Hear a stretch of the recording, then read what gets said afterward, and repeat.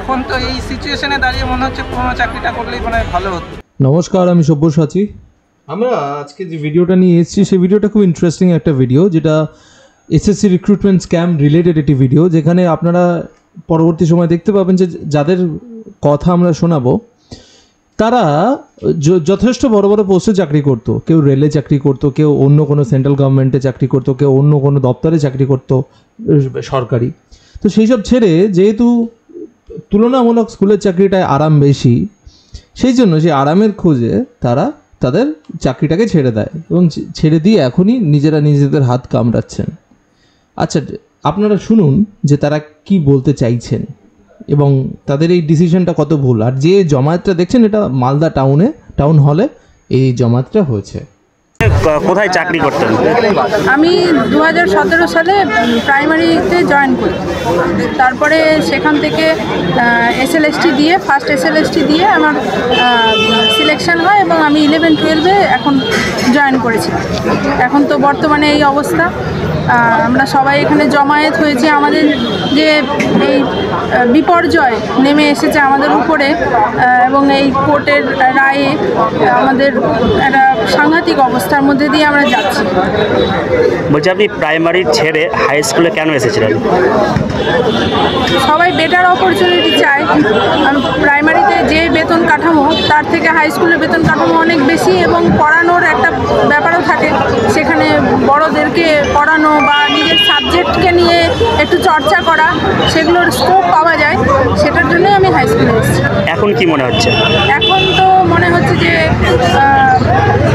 মানে খুব সংকট, কোনো বলার ভাষা নেই। চাকরি ছেড়ে এসেছেন, রেলে কোন পোস্টে চাকরি করতেন? কোথায়? গ্রুপ বিতে করতাম চাকরি, মালদার ডিআরএম অফিসে। তারপর কি করলেন? তারপরে 2016-তে আমি পেয়েছিলাম। তারপরে 2018-তে এসএসসি যখন চাকরির এমপ্যানেল হই, তখন সেটা ছেড়ে রেজিগনেশন দিয়ে এই এসএসসি 11-12-এ তখন জয়েন করি। বলছি, কোন চাকরিটার পরীক্ষা আগে হয়েছিল? রেলেরটা আগে হয়েছিল। কত সালে? ওটা 2010-এর দিকে হয়েছিল। অ্যাডভার্টাইজমেন্ট। কতদিন চাকরি করেছিলেন রেলের? ওটা 2 বছর, 2006-এর সেপ্টেম্বর থেকে 2018-এর সেপ্টেম্বর। তারপর এটা 2016-তেই ডিসেম্বরে পরীক্ষা হয়েছিল, 4 ডিসেম্বর। তারপর আমাদের প্যানেলটা 2018-তে বেরিয়েছিল। তারপর সেটা সেপ্টেম্বর মাসে আমাদের জয়েনিং দেয়। চাকরি করতে করতে পরীক্ষা দিয়েছিলেন? হ্যাঁ, রেলে চাকরি করতে করতেই পরীক্ষাটা দিই। কেন ছেড়েছিল রেলের চাকরি? ওটার থেকে অনেক এটা বেটার। ওটা আমরা ডি গ্রুপে ছিলাম, মানে আমি ডি গ্রুপে ছিলাম। এটা অনেক কিছু হাই পোস্ট, সেই জন্য জব স্যাটিসফ্যাকশনের একটা ব্যাপার থাকে, সেই জন্য এখানে এসেছিলাম। এটা সম্মানের ছিল জবে? হ্যাঁ, এটা ওটার থেকে এটা অনেক সম্মানের চাকরি ছিল।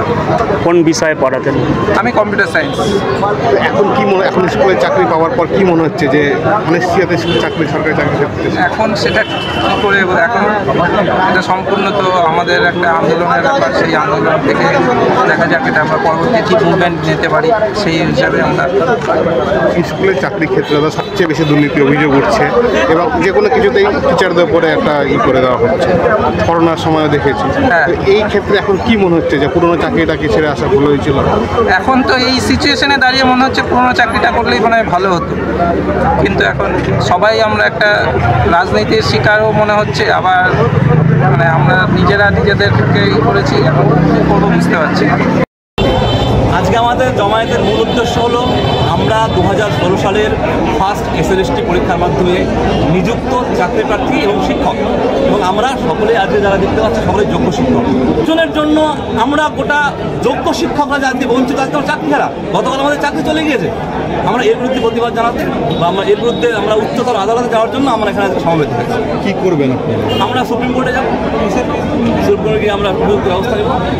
আপনি প্রথমে কোন পোস্টে কোথায় চাকরি করতেন? 2010-এর অ্যাডভার্টাইজমেন্টে 2013 সালে আমরা রেলওয়ের গ্রুপ ডিতে করেছিলাম। পোস্টিং ছিল আমার নিউ ফারাক্কা, ট্র্যাক মেনটেনার ছিলাম। তারপর সেখান থেকে পরীক্ষা দিয়ে আমি প্রাইমারিতে জয়েন করি 2017 সালে। সেখান থেকে আমি হাই স্কুলে যখন 2019 সালে জয়েন করি। এই পরিস্থিতি আমরা তখন ভাবতেও পারিনি যে এই সব মানে দুর্নীতি করে রেখেছে। রেলওয়ে গ্রুপ ডিতে 2018 সালে জানুয়ারি থেকে জয়েন করেছিলাম। 1 বছর চাকরি করার পরে তারপরে স্কুল সার্ভিস কমিশনে হাই স্কুলে জয়েন করেছি 2019 সালের ফেব্রুয়ারি 1 তারিখ। কিন্তু মনে হচ্ছে রেলটাই ভালো ছিল। কেন? এই আমাদের 5 বছর থেকে ধরে প্রায় প্রতিদিনই আমাদের এই ঝামেলার শিকার হতে হচ্ছে।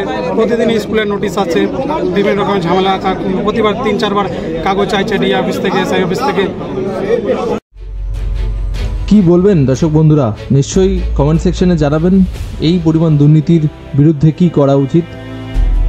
যা মন্তব্য মনে হয় নিশ্চয়ই কমেন্ট সেকশনে জানাবেন। ভিডিওটি ভালো লাগলে ভিডিওটিকে লাইক করুন, চ্যানেলটি সাবস্ক্রাইব না করে থাকলে চ্যানেলটিকে সাবস্ক্রাইব করুন আর ভিডিওটিকে শেয়ার করে দিন।